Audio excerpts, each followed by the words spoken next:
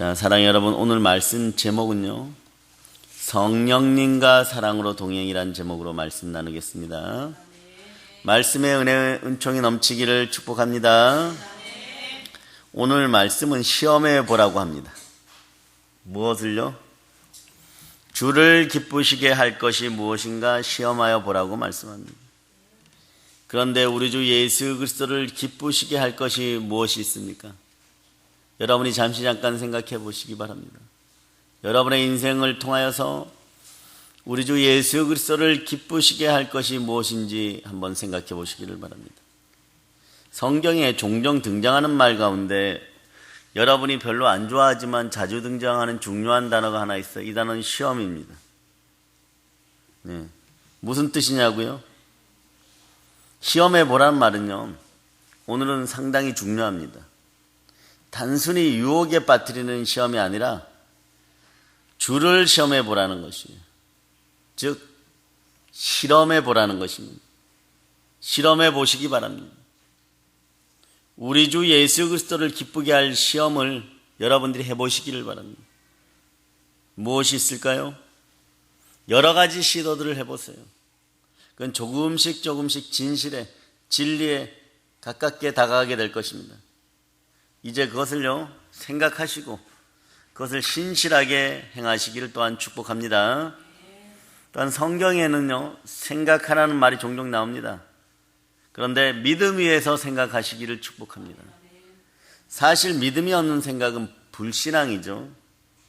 요즘 사람들이 생각을 많이 하지 않으려고 해요. 사람들이 왜 생각하지 않고 살으려고 할까요? 생각한다는 건 때론 피곤합니다. 번거롭고 번잡합니다. 그렇기 때문에 생각 없이 살아가는 것이에요. 마치 내가 없는 사람들처럼 살아갑니다. 그런데 편하게만 사는 것이 사실 옳은 것은 아니지 않잖아요. 늘 언제나 편안감만 찾아가다가는 우리는요, 많은 것을 잃어버리는 수가 있습니다. 누군가 수고하기 때문에 여러분이 조금 편하다면 여러분들도 여러분의 수고를 누구에겐가 나눠줄 수 있는 여러분들이 되시기를 바랍니다. 생각하고 살아가는 인생들 되시기를 바랍니다. 그런데 그 생각이 하나님이 주관하는 생각이 되기를 축복합니다. 포도원에 자주 들어가는 여우가 한 마리 있었어요. 포도원 주인이 화가 날까요, 안 날까요? 나죠. 그래, 포도원을 허는 여우를 잡기 위해서 올무를 설치했는데 여우가 걸려들었습니다. 그래서 꼬리가 잘려버렸어요. 예, 그리고 이제 여우 마을로 돌아갔습니다. 창피하잖아요. 꼬리가 없으니까. 그런데 여우는 깨의 상징이죠. 예, 깨를 내었어요. 온 동네 여우들을 다 불러 모아서 잔치를 벌였습니다. 그리고 이렇게 얘기합니다. 너 왜 꼬리가 없니? 하고 다른 여우들이 물으니까 나는 꼬리를 일부러 잘라버렸어. 그렇게 얘기하는 거예요. 너무 거치장스러워서 잘라버렸어. 너희는 그 긴 꼬리를 어떻게 그렇게 달고 다니냐? 대단히 불편할 거야. 그 꼬리 때문에 사냥꾼에게 잡힐 수도 있다라고 얘기했습니다. 우리 내일 단체로 꼬리를 잘라버릴까? 예, 개혁을 요구했습니다. 그러니까 여우들이 그 밤에 잔치집에서 돌아가갖고 잠자리에 누웠는데 잠이 올까요, 안 올까요? 내일 여우들이 꼬리를 자를까 말까 밤새 고민합니다. 여러분이라면 어떡하겠어요? 미처 생각을 않고 있다가 그것을 의식하게 되면요, 사람이 대단히 불편해져요. 괜히 의식하게 됩니다. 공감이 가죠? 여러분의 생활에서는 의식하지 않고 살아갔는데, 네, 가령 늘 왼손으로 밥 먹었는데 어느 날 갑자기 너 왼손잡이구나 이러고 이상한 눈으로 쳐다보면 그때도 당황스러워집니다. 그동안 생각해보지 않았던 것 때문에 무척 당황스러울 수 있어요. 신앙생활도 때로는 무척 당황스러운 일들이 발생합니다. 신앙은 삶의 과정을 통하여서 하나님을 알아가는 것이죠. 하나님을 알아가고 성령님이 기뻐하시는 일이 무엇인지를 우리가 알아가는 것입니다. 신앙이란 그런데요, 당황스러울 때가 이때 여러분이 무언가를 하고 하나님께 혼날 때가 있습니다. 성령님이 아니라고 할 때가 있습니다. 그럴 때 여러분은 당황스러워집니다. 그래서 제가 느낌표 신앙, 여론 신앙 버리라고 하는 거예요. 입들은 늘 조심하고, 뱉어놓은 것은 여러분의 머리로 어둠의 숯불이 되어서, 악의 숯불이 되어서 떨어지지 않고 축복의 숯불이 되어서 떨어지도록 여러분 늘 축복해야 돼요. 네? 없는 데서 다른 소리들을 하고 없는 데서 진실에 어긋나는 그런 것들 여러분이 이번에 보면서 여러분들도 혐오스러워 하잖아요. 그런데 여러분들이 스스로 그런 혐오스러운 가정들을 스스로 만들어가지 않기를 바랍니다.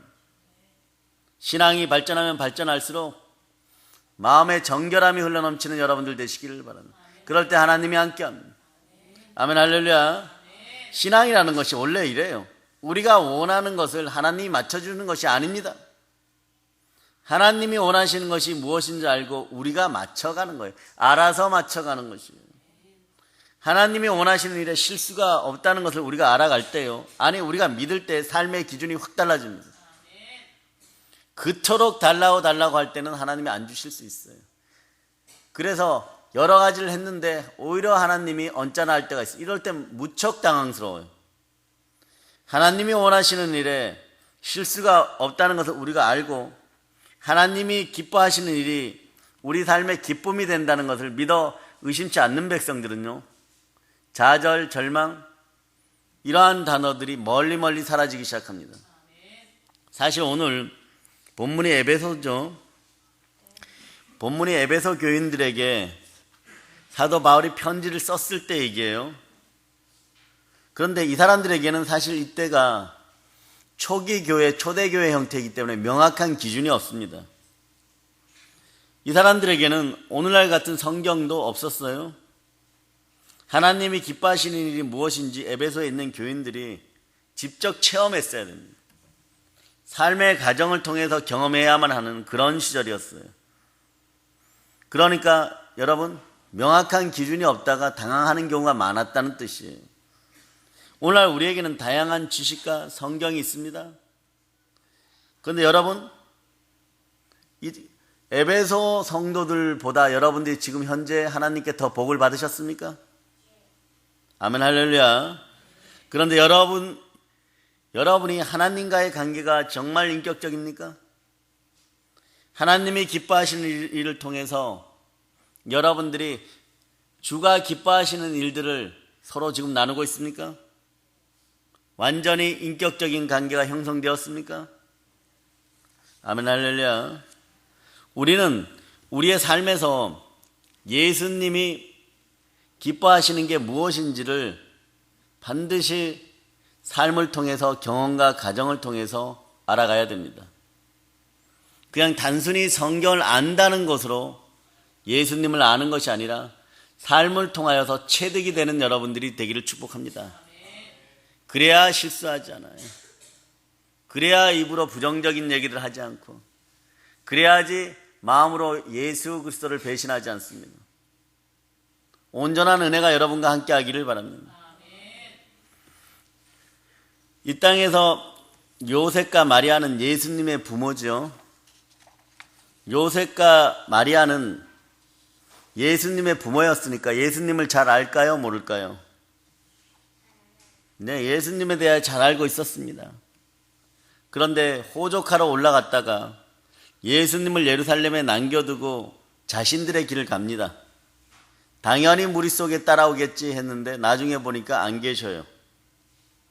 세상의 부모와 예수님이 동행하지 않으셨다는 뜻이죠. 그 요셉과 마리아는요, 예수님과 다시 동행하기 위해서 어떻게 해야 될까요? 가던 길을 돌이켜서 예루살렘으로 다시 가야 됩니다. 왜냐하면 그곳에 예수님이 계셨기 때문이에요. 여기서 알 수 있는 중요한 사실이 우리는 하나 있어요. 그게 뭘까요? 우리와 동행하기 위해서 하나님께서 길을 바꾸지 않는다는 것은 분명합니다.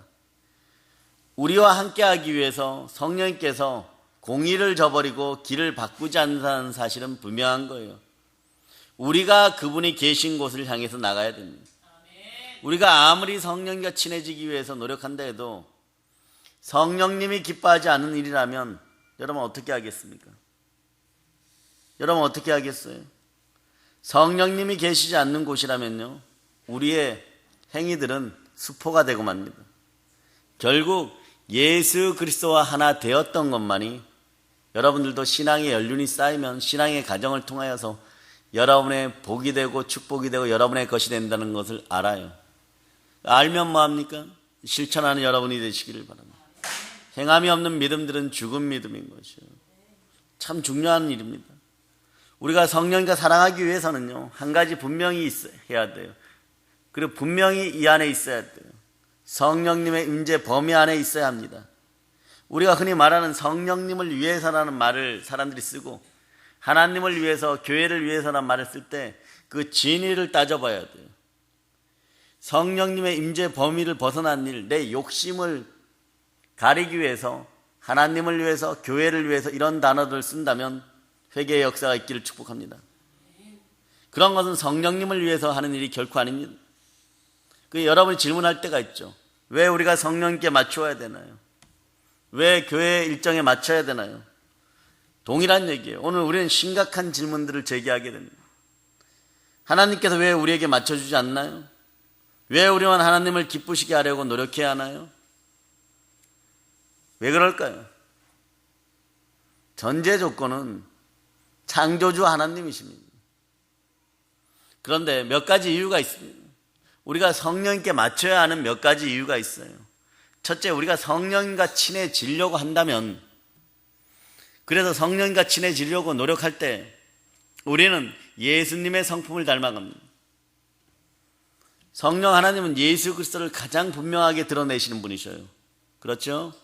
이 세상에서 예수 그리스도 우리 주님을 가장 분명하게 드러내는 분이 계시다면 성령 하나님이십니다. 성령 하나님이 행하시는 일만큼 명확하게 정확하게 예수님을 설명하는 일이 없어요. 왜냐하면 성령님을 통해서 예수님은 아버지 하나님의 일을 하시기 때문에 그렇습니다. 그래서 성령이 영이시기에 여러분이 무엇을 하든 그냥 감찰당한다는 것을 체크하고 점검하는 여러분이 되시기를 바랍니다. 예수님은 아버지께서 일하시니 나도 일한다고 하셨어요. 성령께서 행하시는 일에 우리가 순종하기 시작할 때 우리는 점점, 이게 중요해요, 예수님의 성품을 닮아갑니다. 세상이 복되다고 하는 성품이 되어갑니다. 진실로 복이 다가오는 성품이 되어갑니다. 이것을 멀리 던져버리는 여러분들이 안 되시기를 바랍니다. 근데 여기에 필수적으로 필요한 것이 있어요. 그것은 단 하나의 단어입니다. 그 단어는 순종입니다. 순종이 우리 삶에서 작동하는 때가 되었을 때, 여러분이 은혜 달라 하지 않고 축복 달라 하지 않아도 만왕의 왕이신 우리 주 예수 그리스도가 함께함으로 축복이 함께합니다. 교회도 마찬가지예요. 교회가 여러분들에게 밸런스를 맞추는 것이 아니에요. 하나님이 자기 피로 사신 교회는 그 자리에 있고 여러분이 와서 예배드리는 것이죠. 아멘 할렐루야. 순종이 우리의 삶에서 작동하는 때가 언제입니까? 사실은 순종이 작동할 때는 편하고 행복할 때가 아닙니다. 즉 우리가 올바른 길을 가고 있을 때가 아니라 우리가 가고 있는 길을 최소한 모를 때 올바른 순종이 작동하는 것이 아니라 우리에게 필요합니다. 우리가 그때 행해야 될 것이 순종입니다. 여러분들이 올바른 길을 가고 있지 않다고 느낄 때, 그런 감정이 들 때, 뭔가 마음에 꺼리낌이 있을 때 순종이 필요합니다. 우리는 순종이 필요할 때는 우리 마음이 원하는 상황과 반대되는 그런 상황에 직면하게 된다는 것을 여러분 기억하시기를 바랍니다.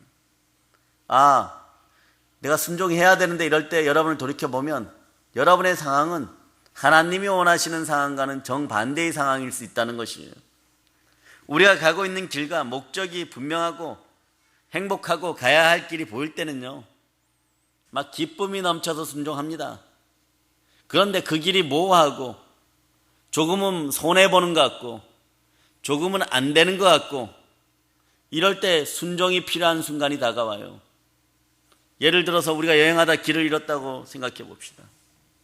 정말 필요한 게 뭡니까? 나침판과 지도예요. 오늘날 자동차에는 내비게이션이 필요합니다. 우리 눈에 쉽게 갑자기 길이 다시 나타날 것이라는 생각들을 하지 않으시기를 바랍니다. 그때 내비게이션이 오작동하는지 살펴봐야 되고 그게 없으면, 지도가 있으면 지도라도 펼쳐봐야 됩니다. 아니면 사람이 있으면 그 길을 물어봐야 되는 것입니다. 이것도 저것도 아니면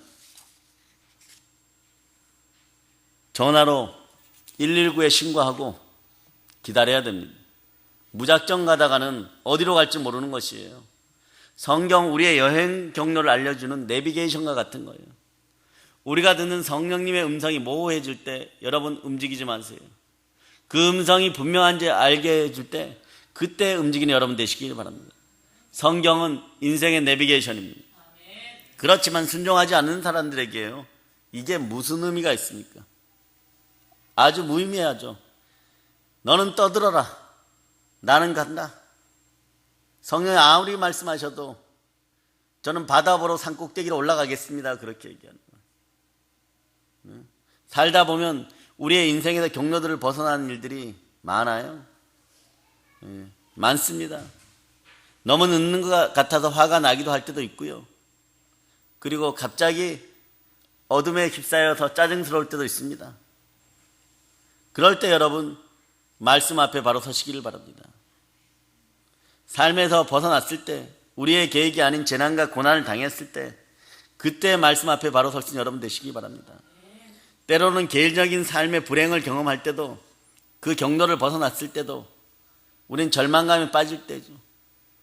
그때 우리는 말씀 앞에 묵상하고 하나님 앞에 진지하게 설 수 있기를 축복합니다. 혹시 우리가 하나님의 뜻대로 살아가면서 하나님을 영화롭게 하는 위대한 목적을 가졌다는 것으로 여러분들이 착각하지 않기를 바랍니다. 삶에서 위기가 다가가지 않고, 그리고 위험한 일이 생기지 않고 그러고 잘 살 것이라는 생각을 가지는 것은 큰 오산이에요. 이런 생각은 위험합니다. 이럴 때 생각할 것이 있어요. 나는 분명히 잘 사는 것 같은데 왜 이런 위기가 찾아왔을까? 그럴 때 혹시 내가 교만에 빠져 있거나 자신의 의로 자신만 바라보고 있지 않은가? 그럴 가능성들이 있으니까 그때 우리를 돌이켜보기를 바랍니다. 교만한가? 자기의 의를 내려놓고 예수 그리스도께 온전히 여러분을 맡길 수 있는 여러분 되시기를 축복합니다. 그런 일이 어디에 있었냐 그러면요, 성경에 보면 사무엘하 6장에 보면 다윗이 그랬어요. 여러분, 양치기가 왕이 되었어요. 이스라엘 전체를 통일해 버렸습니다. 이스라엘 모든 백성에게 추앙되는 그런 왕이 되었어요. 그러니 다윗이 고난의 시간을 지나고 왕이 되었으니까 마음의 소원이 생깁니다. 그래서 제일 먼저 하고 싶었던 것이 있어요. 정말 기분이 좋은 일이에요.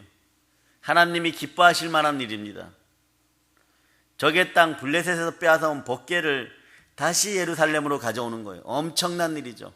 이거는 이스라엘 사람이라면 누구도 반대하지 않고 너무 잘하시는 일입니다, 이러는 정치적으로도 대단한 이슈가 되는데 모두 다 지지하는 그런 일이에요. 그런데 이 시도가 번번이 실패로 돌아갑니다. 거룩한 일을 하고 하나님을 위하는 일인데 말입니다. 우리가 잘 아는 사건이 나오죠. 언약궤가 나곤의 타장에 이르렀을 때 법궤를 메고 오던 소들이 미쳐서 뜁니다. 이때 웃사라는 사람이요, 손을 들어도 법궤를 붙잡았는데 죽어버렸어요. 언약궤에 깔려서 죽어버렸습니다. 이때 다윗이 분노하고 분기탱천합니다. 내가 하나님의 일을 하는데 어찌 이럴 수 있을까? 사실 그 이유가 있어요. 마음만 앞섰지 하나님의 언약궤는 제사장 된 레위인들이 어깨에 메고 옮겨야 하고 아무나 만져서는 안 된다는 하나님의 명령을 어겼다는 것이, 이것이 중요합니다. 여러분도 마찬가지예요. 중요한 일을 할 때는 하나님의 뜻을 먼저 살피기를 바랍니다. 그렇게 살아야 됨에도 불구하고 그렇지 않아요. 그냥 막 살아갑니다. 막 살고 막 말하고 막 행동하고 이러다가 문제가 터지면 천부여 의지 없어 손 들고 옵니다, 이럽니다. 그럴 때는 시간이 좀 필요해요. 인내의 시간이 필요합니다. 여러분들이 씻겨질 시간이 필요하고 하나님이 응답할 시간이 필요하고, 그리고 담대하게 여러분에게 다가온 그런 못된 습성들을 버려야 되는 시간들이 필요해요. 생각해 보세요. 다윗에게 있어서 이게 화가 나는 일이 아니었을까요? 정말 화나는 일이에요. 뜻이 좋고 하나님이 기뻐하시는 일을 행하려고 하는데 왜 자꾸 이런 장애를 만나게 됩니까? 맹세컨대 다윗이 원하는 것은 자신의 영광이 아니었어요. 하나님의 영광을 회복하는 것이었는데 말입니다. 다윗이 생각할 때 분명히 하나님이 기뻐하시는 일이라고 여겼는데 말이에요. 그런데 다윗이 감정을 추스리고 난 다음에, 이때 중요해요. 분기탱천하고 분노만 하는 것이 아니라 감정을 추스리고 기도하고 금식할 수 있기를 바랍니다. 그런 다음에 말씀 앞에 바로 섰을 때 깨닫게 되는 것이 있어요. 역대상 15장 13절에 보면 이렇게 표현하죠. 이 일에 대해서 다윗이 고백합니다. 우리가 규례대로 하나님께 구하지 아니하였습니다. 우리가 규례대로 그에게 구하지 아니하였기 때문에 이런 일이 발생했다고 하는 것이죠. 여러분도 마찬가지예요. 여러분은 축복받고 싶습니까? 그것의 기준점이 예수 그리스도가 중심이 되기를 바랍니다. 그렇지 않고는 모든 것이 거짓과 가짜로 드러나요. 보혈을 뿌리고 덮고 바릅니다. 여러분 머리에서 발까지 성령의 기름 부음이 있을저다. 하나님의 법궤는요, 레인들을 통해서만 옮겨야 하는 거예요. 그러고 보니까 이런 거예요. 제사장 되었던 레인들의 삶이라는 것이요, 여러분, 다른 사람 대신 죽는 삶이에요. 언약궤를 잘못 메었다간 그 사람들도 죽습니다. 왕같은 제사장으로 부름받은 이 시대의 신앙인들이요, 다른 사람들 앞에 여러분의 목숨마저도 내려놓을 수 있는 그런 것이 구약에서 보여주는 언약궤를 매는 제사장들의 모습이었다는 것을 기억하시기를 바랍니다. 그럴 때 하나님을 사랑하고 내 이웃을 사랑할 수 있는 그 능력이 나타나고 힘이 생기는 것이에요. 아무 때나요? 네, 아무 때나 생겨나는 것이 아닙니다. 예수 그리스도와 함께하여 이미 함께하는 여러분 되시기를 축복합니다. 네. 그리고 나서 마침내 법궤를 예루살렘으로 옮기게 되죠. 하나님이 일을 하는데 풀리지 않는 일이 있다면요, 하나님의 일을 하는 데 있어서 여러분에게 뭔가 풀리지 않는 일이 있다면 그만한 이유가 있다는 거예요. 그래서 순종은 100%가 순종인 것이 99%는 순종이 아닙니다. 이루고 난 다음에 인내는 응답 받을 때까지 하는 게 인내예요. 담대하면 여러분 상이 큽니다. 담대하다는 것은, 여러분이 담대한 마음이 된다는 것은 진리 가운데 있어야 된다, 진실 가운데 있어야 된다는 것이에요. 그럴 때 온 영혼육이, 여러분의 몸마저도 하나님을 찬양하게 될 것입니다. 여러분의 세포 하나하나가 하나님을 앙망하고 평안해질 때 여러분 몸에서 병이 떠나가고 가난이 떠나고 더 이상 성령님이 함께하는 영혼육이 되었기 때문에 여러분 몸속에 있는 것들이 여러분들에게 남아있을 수가 없어요. 어둠의 영이 떠나갈 때 하나님의 나라가 여러분과 여러분의 가정에 임하는 것입니다. 아멘, 할렐루야. 그래서 예수님의 성품을 닮아가는 그 길이 바로 성령과 친해지는 길이에요. 성령과 친해지고 하나님의 방법으로 돌아올 때 여러분들은 성령님과 함께하는 길을 걸어가게 됩니다. 그 시편 27편 4절을 펼쳐보세요. 시편 27편 4절.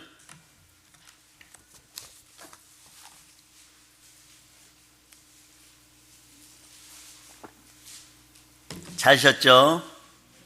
자, 여러분이 합독하십니다.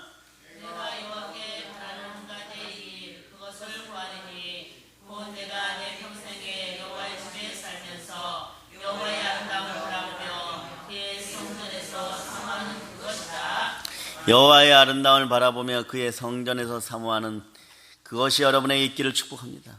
인생에서 뭔가 핀트가 맞지 않는다는 생각이 든다면요, 분노로 인해서 화를 내는 것이 아니라, 다윗처럼 분기탱천하는 것이 아니라 하나님의 얼굴을 구하고 그 규례에 돌아오는 여러분이 되시기를 축복합니다. 그러기에 하나님께서는요, 시와 때를 맞춰서 축복하시는 것이에요.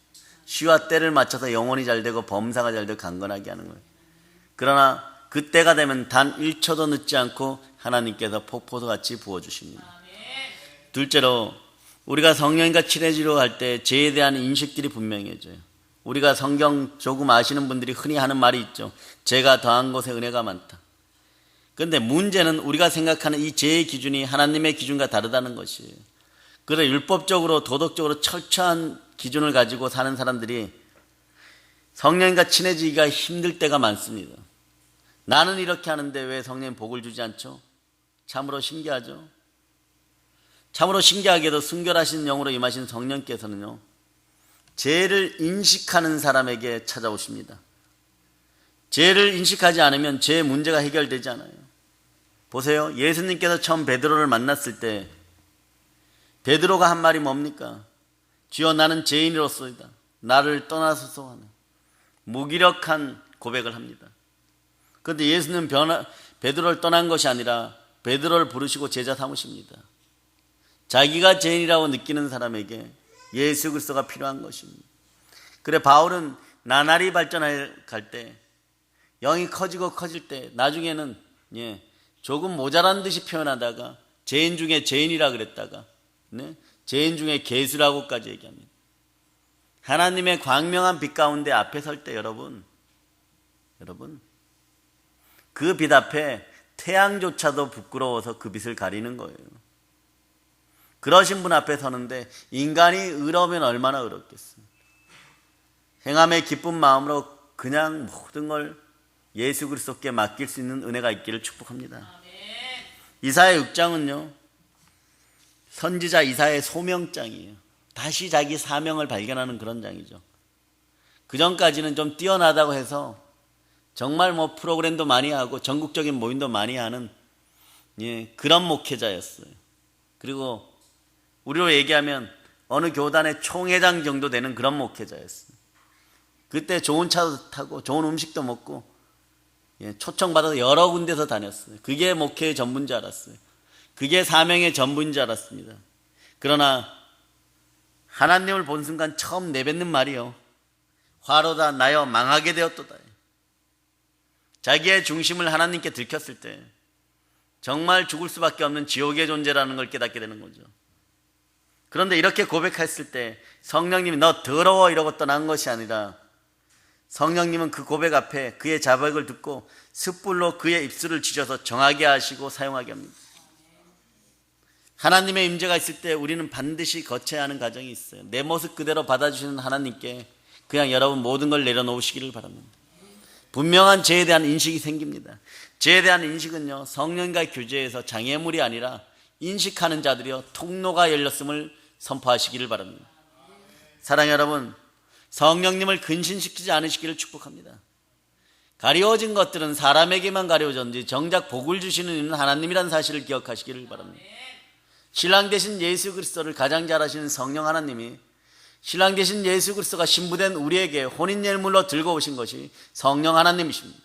성령 하나님은 우리의 마음 깊은 곳까지 조명하여서 예수 그리스도 앞에 여러분들이 신부되게 하시는 것입니다.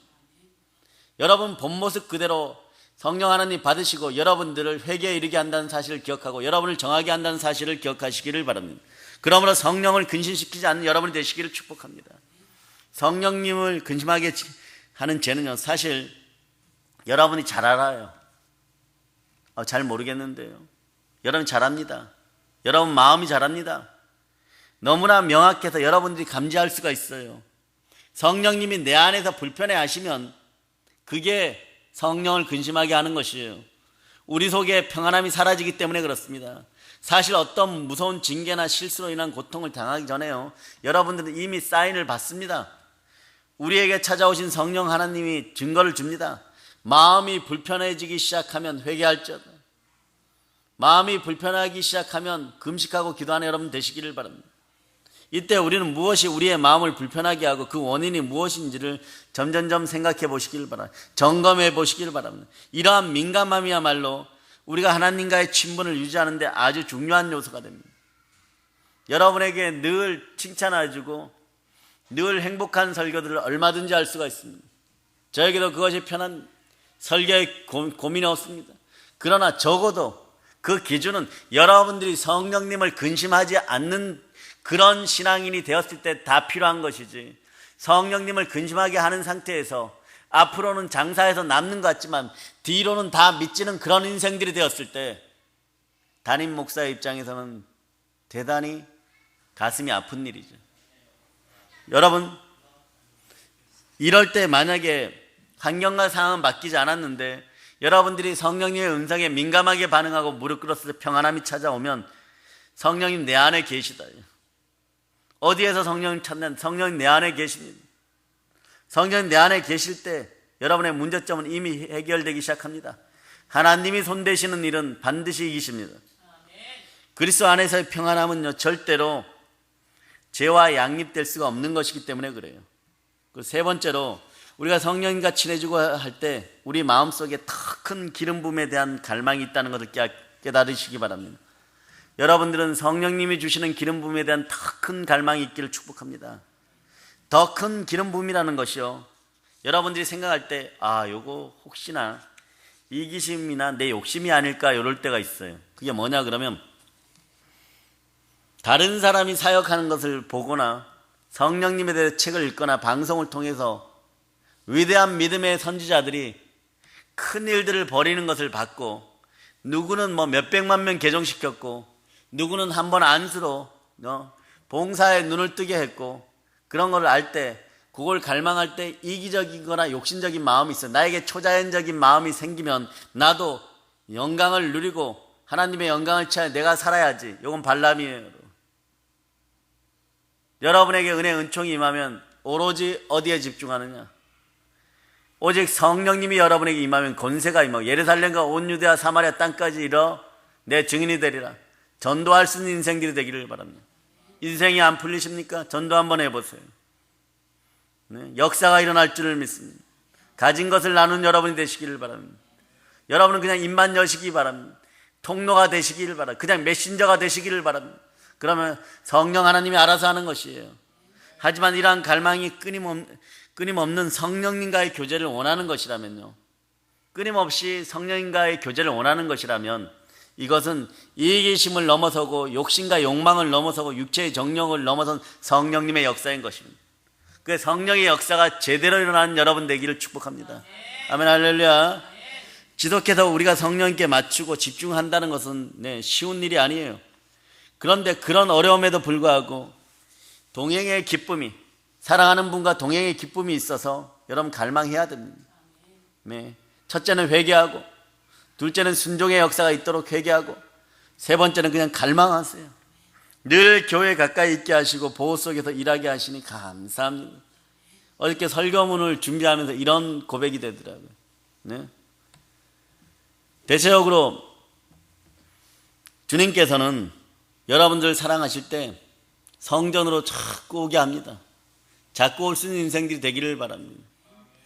의사들이 포기한 병들이 있을 때 자꾸 성전에다가 데려다 놓으시기를 바랍니다.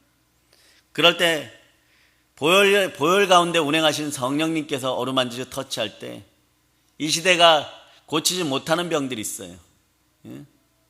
그런 질병들이 치유됩니다. 아멘, 할렐루야. 예. 의사들이 고칠 수 있으면 병원 가서 고치면 돼요. 네, 기도해 보세요. 병원 가서 고치라고 하실 겁니다.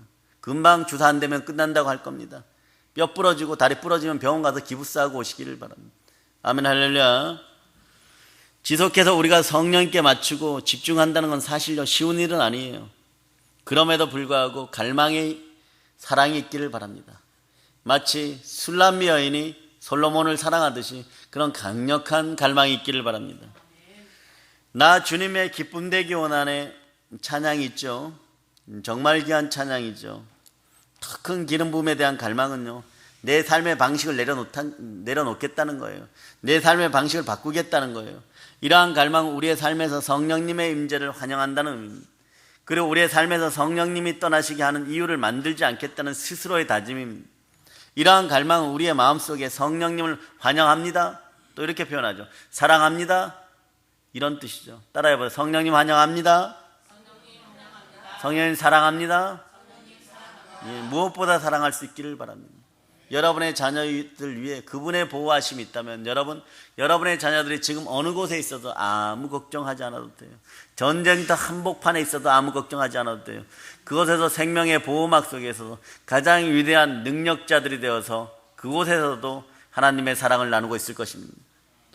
우리의 갈망은요, 성령님을 진심으로 환영한다는 표현이 돼야 되고 성령님을 기쁘게 한다는 표현이 되기를 소망합니다. 우리의 갈망이 낡은 삶의 습관이 아니기를 축복합니다. 오래 묵은 더러운 습성들이 아니기를 바랍니다. 예수 피건세로 명한 이런 더러운 습성들이 빠져나가고 그 자리에 성령께서 충만히 하기를 축복합니다. 우리는 성령님이 기뻐하시는 방식에 적응하고 늘 마음을 열 수 있기를 또한 축복합니다. 성령님과 사랑으로 동행한다는 것은요, 우리가 갚아야 할 부채가 있어서 의무적으로 해야 되는 것이 아니에요. 성령님과 사랑으로 동행한다는 것은요, 우리가 받은 은혜를 우리가 받은 은혜가 너무 크기 때문에 은혜의 기쁨을 누리는 나만의 방식, 나만의 삶의 방식이 되어야 되는 거예요. 각자의 기질이 틀린데 사랑 표현이 각자 틀리다는 것이 있습니다. 묵직한 사람들은 그냥 선물을 사도 어제까지는 안 줄 것 같다가 당일날 되어갖고 툭 던지고 하나 사왔다 이러고 마는 것이고, 어떤 분들은 미리 무엇을 받을 것인가, 다이아가 필요하냐, 가방이 필요하냐, 세밀히 해가지고 이벤트까지 해가지고 무릎 꿇고 주기도 하고, 그러나 근본적인 방식은 사랑입니다. 각자의 표현의 방식으로 성령님을 사랑할 수 있기를 축복합니다. 은혜, 하나님의 은혜라는 책이 있어요. 여기에서 자비와 은혜의 차이를 설명하고 있습니다. 자비는 무엇이고 은혜는 무엇입니까? 기독교의 하나님은요, 우리의 하나님은 그냥 너가 한 일에 대해서 너를 벌하지 않겠다 하시는 게 아니에요. 그건 자비죠. 예수님은 극적으로 한 걸음 더 나가서 우리에게 영광스러운 것을 주십니다. 완전한 용서와 영원한 삶을 선물로 주십니다. 그래서 우리가 하나님의 은혜를 경험하면요, 의무적인 동행이 아니라 자발적이고 자의적인 동행이 자연히 이루어지게 됩니다. 그런 영혼들이 되기를 다 축복합니다. 그럴 때 어떠한 상황이 와도 항상 기뻐할 수 있어요. 쉬지 말고 기도할 수 있어요. 범사에 감사할 수 있는 능력이 쭉 여러분에게 내려가기를 축복합니다. 아멘, 할렐루야. 사실 지금까지 이 세상에 존재하는 다른 종교들에서는 도저히 이해할 수 없는 방식이 있어요. 이걸 잘 설명하는 구절이 뭐냐 그러면 탕자 이야기입니다. 누가복음 15장에 보면 탕자 이야기가 나오죠. 그런데 다른 종교에도 탕자 이야기가 있어요. 불교의 문헌을 보면요, 탕자와 비슷한 이야기가 나옵니다. 성경도 그렇고 불교의 탕자도 둘 다 아들이 반항해서 집을 떠났다가 나중에 잘못을 깨닫고 돌아오는 이야기예요. 하지만 불교 이야기는 끝이 아주 이상합니다. 우리하고 안 맞아요. 아들이 수행으로 자신의 비행을 갚아야 된다는 거예요. 고난의 수행으로 비행을 갚아야 된다는 것이에요. 그 머리 박박 깎고 스가 되었을까요? 스님이 되었을까요? 아니요. 결국 25년 동안 고되게 똥을 치워야 됩니다. 25년 동안 고되게 똥을 치워야지 용서가 되는 거예요. 이렇게 인간의 행위로 열반에 이르는 종교는 하나님의 은혜와는 극명한 대조를 이루는 거예요. 집안에 불교인들이 돌이키는 놀라운 역사가 있을지어다. 아멘, 할렐루야. 행위로 갖지 않으면 안 되는 의무감이 여전히 존재해요. 아버지 잘못했어 이러고 돌아왔는데 너는 25년 동안 똥 퍼라 이렇게 되는 거예요. 밥은 먹여주겠다. 돼지 지엄 열매 대신 밥 먹는 게 어디 다행이냐. 가족의 일원으로 다시 받아다 줄 거니까 너 25년 동안 똥 푸세요. 네, 이래서 되겠습니까 여러분? 또 가출할 겁니다 여러분. 성경에 돌아온 아들에게 살진 송아지를 잡고 옷을 입혀주고 잔치를 베풀어요. 네, 무엇입니까? 영혼에 대한 사랑이 극하시기 때문에 그런 거예요. 이슬람에도 탕자 이야기가 있어요. 그런데 원래는 이슬람에서 이런 탕자 이야기는 불가능합니다 여러분. 왜냐? 탕자가 끝내 돌아올지 잘 모르겠지만 탕자는 이스라엘 가문 집안의 수치에 완전 중대한 문제입니다. 죽여버립니다. 가문의 명예를 위해서 죽여버립니다. 집 나가면 죽여버립니다. 알라에게 복종하는 집안이라면 당연히 가문의 명예를 지켜야 되겠죠. 그런데 가출하는 자녀 때문에 받는 수치라는 것은요, 용납을 못합니다. 이 사람들은. 만약 돌아온다고 해도 알라 앞에 납작 엎드려서 큰 고행과 고난으로 갚아야 된다는 게 전제 조건이에요. 그나마 돌아온다면 말이죠. 안 죽는 것이 다행입니다. 분명히 탕자 이야기는요, 예수님의 입을 통해만 들을 수 있는 은혜의 이야기예요. 사실 우리들의 이야기죠. 대한민국의 이야기입니다. 성령님의 손길이 이 대한민국을 다시 한번 어루만지기를 선언합니다. 또한 하나님의 은혜는요, 우리의 죄가 크고 작음에 좌우되지 않아요. 한국에서 미국으로 유학 가는 유학생들이 많은데 조금 고등학교 때까지 신앙생활 잘했던 남학생이 한 간증이 있어요. 한국에서 많은 것을 누렸던 나는 외국에 와서 향수병에 걸렸는지 마음이 많이 힘들어지고 소소한 일로 자꾸 교회와 멀어지고 있었습니다. 그런데 예수님은 점점점 더 그리워졌습니다. 그러던 어느 날 어떤 전도자들이 제가 다니던 대학에 왔어요. 그때 함께 온 남자들 몇 명이 캠퍼스 시멘트 화분위에서 극적인 간증을 합니다. 자기들이 술에 절고 마약에 절어 살면서 온갖 나쁜 짓을 다 했는데 예수님이 찾아와 건져주셨다는 거예요. 그때 저에게 이런 생각이 들었습니다. 나도 저기 올라가서 예수님을 자랑하는 다른 간증을 하고 싶다. 나는 술에 절어 살지도 않았고 사회 쓰레기도 아니었고 장래가 매우 촉망되는 사람이었고 모두들 제가 성공가도로 향해 가고 있다고 아버지 엄마도 믿고 나를 아는 모든 사람들을 믿고 있는데, 그런데요, 그런 저에게도 그때는 아버지 하나님이 절실히 필요했습니다. 어떤 죄가 더 큽니까? 하나님은 어디에서나 필요합니다. 예수 그리스도는 어디에서나 필요합니다. 아버지 하나님의 은혜를 경험하지 않은 사람들에게 절대자와 친해진다는 것은요, 무던한 노력과 부담이 함께 존재해 버립니다. 사랑하는 여러분, 어떤 일이 있어도 그냥 교회로 오시기 바랍니다. 여러분 주변에 신앙을 잃고 헤매는 사람들이 있으면 그들은 교회에 돌아와서 엄청난 노력을 해야 된다고 혹시 생각하고 있다면 그냥 데리고 와서 물 한 잔 주시고 말씀 듣게 하세요. 기독교에서 진정한 동행이라는 것은요, 예수님을 기뻐하는 마음이면 됩니다.